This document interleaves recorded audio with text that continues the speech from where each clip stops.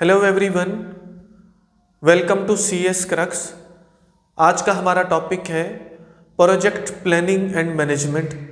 इस वीडियो में हमें प्रोजेक्ट प्लानिंग एंड मैनेजमेंट से रिलेटेड जितने भी कॉन्सेप्ट्स हैं उनको बिल्कुल बेसिक से with real life examples cover करना है। स्टार्ट करते हैं। उससे पहले अगर आप चैनल पर न्यू आए हैं तो चैनल को सब्सक्राइब ज़रूर कर दीजिए, वीडियो को लाइक और शेयर ज़रूर कर दीजिए। Software project planning and management बिल्कुल ऐसे ही है जैसे रियल लाइफ में हम कोई ट्रिप प्लान करते हैं। अगर हम कोई ट्रिप प्लान करते हैं तो तीन एस्पेक्ट्स होते हैं हमारे माइंड में। सबसे पहले नंबर पर हमको ये देखना होता है कि हम कहाँ जा रहे हैं। दूसरे नंबर पर हमको टाइम को देखना होता है कि इस ट्रिप का हमारा कितना टाइम लगेगा, क्या ड्यूरेशन होगा। थर्ड नंबर पर हम कॉस्ट को एस्टिमेट करते हैं कि इस पूरे ट्रिप पर हमारा कितना खर्च आएगा, इसकी क्या कॉस्ट होगी। बिल्कुल ऐसे ही सॉफ्टवेयर प्रोजेक्ट प्लानिंग में हमको तीन एस्पेक्ट्स को माइंड में रखना होता है। सबसे पहले नंबर पर हम ये देखते हैं कि हमको क्या काम करना है, जिसको हम स्कोप बोलते हैं।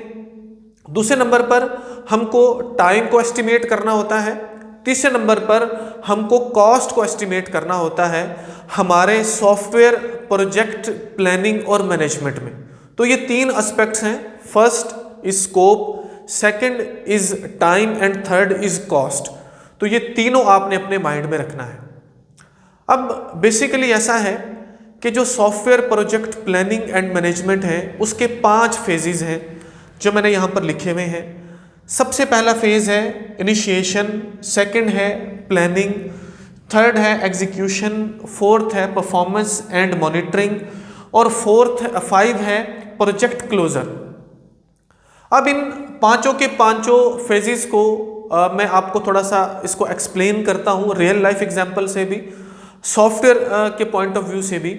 जो पहला हमारे पास फेज है इनिशिएशन का, इसमें होता कुछ यूँ है कि हम सारे का सारा जो हमारा प्लान होता है, जो हमारी थिंकिंग होती है, उसमें हम ये देखते हैं कि बेसिकली हमको काम क्या करना है, हमारा प्रोजेक्ट क्या है।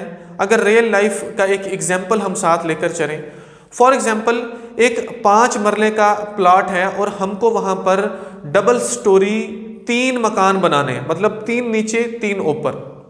तो ये क्या है, ये हमारी इनिशिएशन है, पहला फेज है।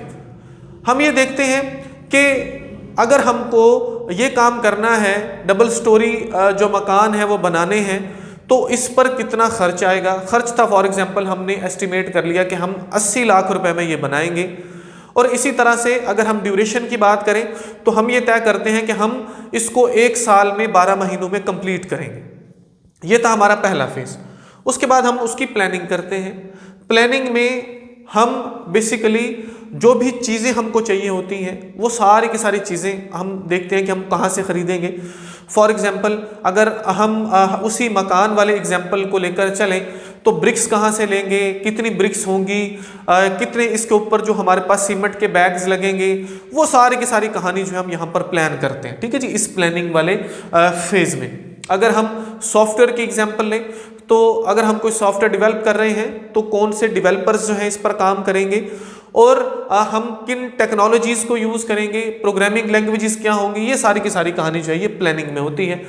और उसके बाद हम एग्जीक्यूशन वाले फेज़ पर मूव करते हैं जहां पर प्रैक्टिकली हमारा काम स्टार्ट हो जाता है। डेवलपर्स जो है वो सॉफ्टवेयर बनाना स्टार्ट कर देते हैं। अगर हम रियल लाइफ एग्जांपल की बात करें तो जो मिस्त्री हैं, जो मजदूर हैं, वो अपना प्रॉपर वर्किंग जो है वो स्टार्ट कर देते हैं। उसके बाद हम मूव करते हैं परफॉर्मेंस एंड मॉनिटरिंग पर। हमने जो प्लान किया उस प्लानिंग की बेस पर हम प्रॉपर जो एग्जीक्यूशन हमारी हो रही है वहाँ पर जो हमारी परफॉर्मेंस है, क्या हम टाइम लाइन जो है हमने जो सेट की थी वो हमारी पूरी हो रही हैं, क्या हमने जो कॉस्ट का एस्टिमेशन लगाया था वो हमारी पूरी हो रही हैं। हम प्रॉपर परफॉर्मेंस को मॉनिटर करते हैं। एट द एंड हमारा प्रोजेक्ट कंप्लीट होता है और हम उसको क्लोज कर देते हैं। प्रोजेक्ट क्लोजर, हमने जिसको भी वो मकान देना था हम उसकी चाबियाँ उसके हवाले कर देते हैं। अगर हम सॉफ्टवेयर की बात करें तो जिस भी इदारे के लिए, जिस भी क्लाइंट के लिए हमने सॉफ्टवेयर बनाया, हम उसको जो है उसकी एक्सेस दे देते हैं कि वो इसको यूज़ करें। अब ये 5 इसके फेजेस हैं, लेकिन हमारी जो बुक है उस बुक में इन 5 के 5 फेजेस को एक कंप्रिहेंसिव वे में एक्सप्लेन किया हुआ है, उसको फर्दर स्टेप्स में डिवाइड किया हुआ है। कहानी यही है, लेकिन यहाँ पर स्टेप्स अलग से हमको दे दिए हमारी बुक वाले ने, तो हम उसी को ही फॉलो करेंगे। इन सभी स्टेप्स को 1 बाय 1 मैं यहाँ पर एक्सप्लेन करता हूँ, रियल लाइफ एग्जाम्पल से सारी कहानी को हम समझेंगे। तो बताने का मकसद ये है कि हमारी जो प्रॉपर बुक है, जो गवर्नमेंट की तरफ से हमको मिली, पेक्टा की जो बुक है 11th class computer science and entrepreneurship की, उसमें कुछ इस तरह से हमको सारे पॉइंट्स गिवन है और हमने फॉलो भी नहीं कोई करना है। आपने इस डायग्राम को बनाना है, अगर एग्जाम में क्वेश्चन आता है उसके बाद आपने इन सभी स्टेप्स को वहाँ पर एक्सप्लेन करना है, जैसे मैं आपको बता रहा हूँ। इंशाल्लाह आपको अच्छे मार्क्स मिलेंगे। तो सबसे पहले नंबर पर है कंप्रीहेंसिव प्रोजेक्ट प्लानिंग। कंप्रीहेंसिव बोला जाता है जामे को, तफसीलन को, ठीक है जी, यानी कि किसी काम को एक तफसील में करना, उसको हम कंप्रीहेंसिव बोलते हैं, जामे अंदाज में करना। हमने हमारा जो प्रोजेक्ट है, जो सॉफ्टवेयर प्रोजेक्ट है जिस पर हम काम कर रहे हैं, हम बेसिकली कर क्या रहे हैं, हम कोई सॉफ्टवेयर डेवलपमेंट कर रहे हैं। हमारे पास एक सॉफ्टवेयर बनाने का प्रोजेक्ट है, हमने कोई भी मॉडल उसके लिए सिलेक्ट कर लिया। अब इस पूरे के पूरे प्रोजेक्ट को किस तरह से हमको स्मूथली लेकर चलना है ताकि हम हमारे प्रोजेक्ट को सक्सेसफुली कंप्लीट कर सकें with in timeline, with in जो हमारी एस्टिमेटेड कॉस्ट है उसके अंदर। तो उसके लिए हम जो है उस पूरे सॉफ्टवेयर प्रोजेक्ट को प्लान और मैनेज करते हैं। ये सारी ये कहानी हो रही है। तो सबसे पहले नंबर पर हम क्या करेंगे, हम कंप्रीहेंसिव प्रोजेक्ट प्लानिंग करेंगे। कंप्रीहेंसिव प्रोजेक्ट प्लानिंग में हम जो हमारा प्रोजेक्ट है उसकी डिटेल्स जो भी हैं उनके बारे में सोचना स्टार्ट करते हैं। हम ये देखते हैं, हम ये समझते हैं कि हमको किन चीज़ों की ज़रूरत है, जो भी काम करने वाला है उनको कौन लोग करेंगे और उनको कैसे करेंगे, ये काम कहाँ पर होता है, ये हमारे पहले स्टेप में होता है। उसके बाद दूसरे नंबर पर जो स्टेप है वो है सेटिंग प्रोजेक्ट टाइमलाइंस। हम हमारे प्रोजेक्ट को कंप्लीट करने का जो टाइमलाइन है उसको सेट करते हैं कि प्रोजेक्ट का ये पार्ट जितने भी पार्ट्स हैं हमारे पूरे प्रोजेक्ट के, पहला पार्ट कितने वीक्स में कंप्लीट होगा, कितने टाइम में कंप्लीट होगा, दूसरा पार्ट कब होगा, तीसरा पार्ट कब होगा, हम एक पूरी प्रेडिक्शन करते हैं। अब ये जो टाइमलाइन की सेटिंग है ये बहुत इंपॉर्टेंट है। अगर हम पहले हमारा टाइमलाइन सेट करेंगे तो ही हम प्रॉपर विद इन टाइम हमारे कस्टमर्स को जो सॉफ्टवेयर है वो डिलीवर कर पाएंगे, हम हमारे सॉफ्टवेयर प्रोजेक्ट को सक्सेसफुली कंप्लीट कर पाएंगे। नेक्स्ट है हमारे पास एस्टिमेटिंग कॉस्ट। हमको जो कॉस्ट है उसका एस्टिमेट लगाना है, उसका तखमीना लगाना है। बेसिकली हम जितने भी हमारे एक्सपेंसेस हैं, जो हमारे अखराजात हैं, उन सभी एक्सपेंसेस को प्रेडिक्ट करते हैं इस फेज में, इस स्टेप में। अब जब हम हमारे एक्सपेंसेस को प्रेडिक्ट करते हैं, उनका एक अंदाज़ा लगाते हैं, तखमीना लगाते हैं, तो उससे सारी की सारी चीज़ें क्लियर हो जाती हैं। हमको हमारा जो सॉफ्टवेयर प्रोजेक्ट है उससे जितनी भी एक्सपेक्टेशंस हैं वो हमारी जो है वो कंप्लीट होती हैं। तो हमने क्या करना है, हमने नेक्स्ट स्टेप में जो है वो हमारी कॉस्ट को एस्टिमेट करना है। हाँ, अगर हम सॉफ्टवेयर प्रोजेक्ट की बात कर रहे हैं तो वो कौन से फैक्टर्स हैं जिनकी बेस पर हम कॉस्ट को एस्टिमेट करते हैं, वो कौन कौन सी चीज़ें। तो सबसे पहला जो की फैक्टर है कॉस्ट एस्टिमेशन का वो है डेवलपमेंट टीम्स। अब डेवलपमेंट यहाँ पर जो लिखा हुआ है ये बेसिकली डेवलपर से निकला है। वो लोग जो सॉफ्टवेयर बनाते हैं, जो कोड राइट करते हैं, उनको हम डेवलपर बोलते हैं।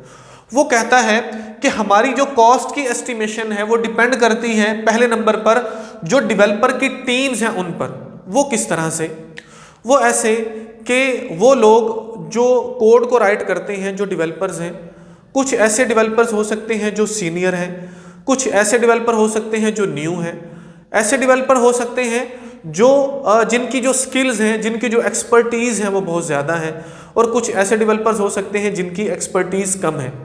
तो साफ जाहिर है वो लोग जिनके स्किल्स ज़्यादा हैं, जिनकी एक्सपर्टीज़ ज़्यादा है, उनको हमको ज़्यादा पे करना पड़ेगा, और जिनकी कम है उनको हमें कम पे करना पड़ेगा। ये डिपेंड करता है हमारे सॉफ्टवेयर के प्रोजेक्ट पर कि वो जो लेटेस्ट टेक्नोलॉजीज़ हैं हम उन पर बना रहे हैं, जैसा कि आज के टाइम में हम जो है आर्टिफिशियल इंटेलिजेंस को यूज़ करते हैं, इसी तरह से मशीन लर्निंग के जो प्रोजेक्ट्स हैं, इसी तरह से साइबर सिक्योरिटी के जो प्रोजेक्ट्स हैं, NLP जिसको नेचुरल लैंग्वेज प्रोसेसिंग बोलते हैं, उसके जो प्रोजेक्ट्स हैं, उनके जो डेवलपर्स हैं वो बहुत ज़्यादा महंगे होंगे। और इस बात को याद रखना है कि जितने भी सॉफ्टवेयर डेवलपर्स होते हैं उन को जो पे किया जाता है वो घंटों के हिसाब से, पर हॉर के हिसाब से किया जाता है।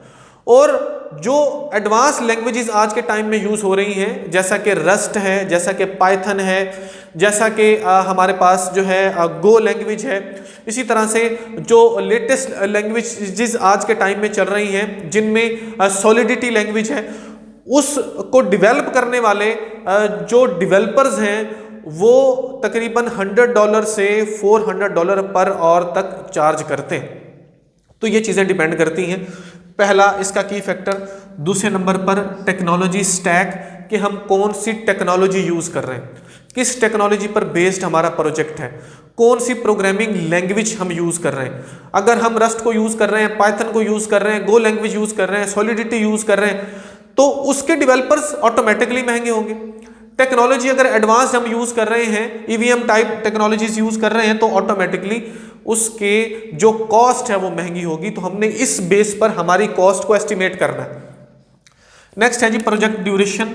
प्रोजेक्ट ड्यूरेशन जितना लंबा होगा उतने ही ज़्यादा हम कॉस्ट को एस्टिमेट करेंगे, क्योंकि जो हमारे रिसोर्सेज हैं वो उतने टाइम तक इंगेज रहेंगे, हमारे डेवलपर्स उतने टाइम तक इंगेज रहेंगे। जितनी भी डिवाइसेस हम यूज़ कर रहे हैं, लैपटॉप यूज़ कर रहे हैं, इंटरनेट लगा रहे हैं, सर्वर्स यूज़ कर रहे हैं, तो जितने लंबे ड्यूरेशन तक वो इंगेज रहेंगे ऑटोमेटिकली कॉस्ट भी बढ़ती जाएगी। उसके बाद है जी रिस्क मैनेजमेंट। हमको हमारे प्रोजेक्ट की सक्सेस पर इम्पैक्ट करने वाले जो मुमकिन खतरात हैं, उसने वर्ड किताब में यूज किया पोटेंशियल रिस्क। पोटेंशियल रिस्क हम बोलते हैं मुमकिन खतरात को। उन मुमकिन खतरात की बेस पर भी कॉस्ट हमको अलग से रखनी होती है, कुछ ना कुछ एक्स्ट्रा कॉस्ट हम साइड पर रखते हैं ताकि आने वाले रिस्क को मैनेज कर सकें। वो रिस्क कौन से हो सकते हैं वो हमको आगे रिस्क में पढ़ना है, लेकिन थोड़ा सा मैं बता देता हूँ। रिस्क बेसिकली टेक्नोलॉजी की बेस पर हो सकते हैं, जो मार्केटिंग के अंदर उतार चढ़ाव है उसकी बेस पर हो सकते हैं, इंटरनल कोई डेवलपर छोड़ के जा सकता है, हमारे पास जो हमारा कोई रिसोर्स है जैसा कि हमारे सिस्टम्स हैं, लैपटॉप्स हैं, कुछ ऐसा काम हो सकता है कि वो ख़राब हो जाए। कुछ अगर हमने सर्वर्स परचेज किए हुए हैं, हमने फॉर एग्जांपल किसी वेबसाइट के लिए हम परचेज करते हैं, उनके जो भी IPs वगैरह हैं तो उनके रेट्स ऊपर नीचे हो सकते हैं। तो इस बेस पर भी हम जो है कुछ ना कुछ पैसे, कुछ ना कुछ अमाउंट अलग से रखते हैं ताकि वो भी मैनेज हो सके। फाइनली है क्यू है जिसको मैंने लिखा हुआ है क्वालिटी एश्योरेंस। अगर हमने हमारा प्रोजेक्ट बनाना है, बनाने के बाद हम उसको टेस्ट भी करेंगे, उसके रिव्यूज़ भी लेंगे, कुछ और एक्सपर्ट से हम इसको क्रॉस चेक भी करवाएंगे ताकि हम क्वालिटी को एश्योर कर सकें। जो एक्सपेक्टेशंस हमने ली हुई हैं हमारे प्रोजेक्ट के लिए, क्या वो मुकम्मल हो रही हैं या नहीं हो रही, हमारी वो आउटपुट हमको मिल रही है या नहीं। तो हमने क्वालिटी को एश्योर करने के लिए भी कुछ ना कुछ पैसे, कुछ ना कुछ कॉस्ट जो है वो एस्टिमेट करनी है। इन 5 की फैक्टर्स की बेस पर हम हमारे प्रोजेक्ट की जो कॉस्ट है उसको एस्टिमेट करते हैं कि इस पूरे प्रोजेक्ट को कंप्लीट होने में इतने पैसे लगेंगे, इतना खर्च होगा। उसके बाद आता है जी रिस्क असेसमेंट एंड मैनेजमेंट, जहां पर हम आने वाले जो खतरात हैं जो हमारे सॉफ्टवेयर प्रोजेक्ट को इम्पैक्ट कर सकते हैं किसी ना किसी तरह से, वो जो इम्पैक्ट हैं उनको एनालाइज करते हैं। एनालाइज करने के साथ साथ हम इस बात को देखते हैं, आइडेंटिफाई करते हैं पहले नंबर पर उन रिस्क को, उनको अलग करते हैं कि ये रिस्क हो सकता है, ये खतरा हो सकता है, ये खतरा हो सकता है।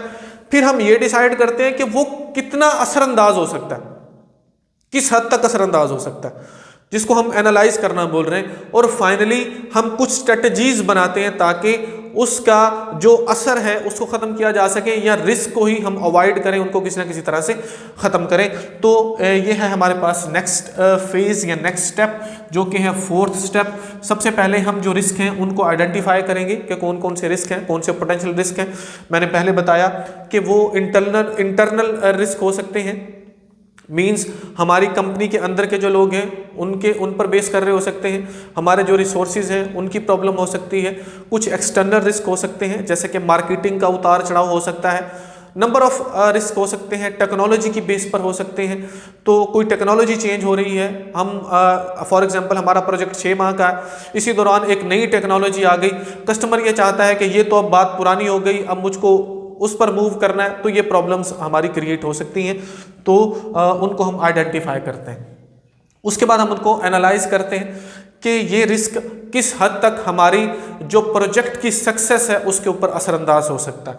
फिर हम उसको कम करने के लिए, मिटिगेशन बोलते हैं, उस रिस्क को कम करने के लिए हम कुछ स्ट्रेटजीज बनाते हैं। अगर ऐसा होगा तो हम ये करेंगे, अगर ऐसा होगा तो प्लान बी हमारा ये होगा, ये काम हम यहाँ पर करते हैं। और फाइनली हम हमारे थ्रू आउट द प्रोजेक्ट, जब तक हमारा प्रोजेक्ट चल रहा है, हम साथ साथ मॉनिटर करते हैं कि क्या कोई और रिस्क अराइज तो नहीं हो रहा। अगर अराइज होगा तो हम उसको मिटिगेट करने के लिए, कम करने के लिए जो है वो अपनी स्ट्रेटजीज बनाएंगे। फाइनली यहाँ तक हमने सारी की सारी प्लानिंग कर ली, जिसमें हमने ये प्लान किया कि हमारे प्रोजेक्ट को कौन बनाएगा, कैसे बनाएगा, कितने टाइम में बनाएगा, कितना खर्च होगा, अगर फलां खतरात होंगे उनको कैसे हैंडल किया जाएगा। अब हम मूव कर जाएंगे एग्जीक्यूशन की तरफ, मतलब अब हम प्रॉपर प्रैक्टिकल वर्क की तरफ मूव कर गए। जो हमारे डेवलपर्स हैं, जो हमारे डिज़ाइनर्स हैं, front end developer, back end developer, जितने भी लोग हैं जो डेटाबेसेस को बनाने वाले, वो सारे के सारे कोड लिखना स्टार्ट करेंगे, काम करेंगे, एक दूसरे के साथ कोलैबोरेट करेंगे, कम्युनिकेशंस करेंगे, ताकि स्मूथली, सक्सेसफुली हम हमारे प्रोजेक्ट को कंप्लीट करें। जब एग्जीक्यूशन वाला फेज कंप्लीट होगा तो फाइनली 6 नंबर पर हम क्या करते हैं जी, क्वालिटी को एश्योर करते हैं। क्योंकि जो हमारा बेसिक मोटिव है वो ये है कि हम हमारे क्लाइंट को, कस्टमर को एक क्वालिटी प्रोडक्ट दें जो क्लाइंट की नीड्स और एक्सपेक्टेशंस पर पूरा उतरे। हम टेस्ट करेंगे, हम जो बग्स हैं उनको रिमूव करेंगे, फिर हम जो स्टेक होल्डर्स हैं, जो हमारा क्लाइंट है, उनसे रिव्यूज़ लेंगे और ज़्यादा से ज़्यादा क्वालिटी को जो है हम एश्योर करेंगे, ताकि हमारा ये जो प्रोजेक्ट था ये 100% सक्सेसफुल जो है वो साबित हो। तो ये सारी कहानी है प्रोजेक्ट प्लानिंग एंड मैनेजमेंट की। सारी थ्योरेटिकल बातें हैं, लेकिन एक सिस्टमेटिक वे में हम अगर चीज़ों को सोचेंगे, लेकर चलेंगे, तो इसको लिखना बहुत आसान है। होपफुली जो कॉन्सेप्ट है वो आपको समझ आया होगा। वीडियो अगर आपके लिए हेल्पफुल है तो प्लीज़ लाइक ज़रूर कीजिए, चैनल को सब्सक्राइब ज़रूर कीजिए और दूसरे फेलोज़ के साथ शेयर ज़रूर कीजिए। Thank you so much.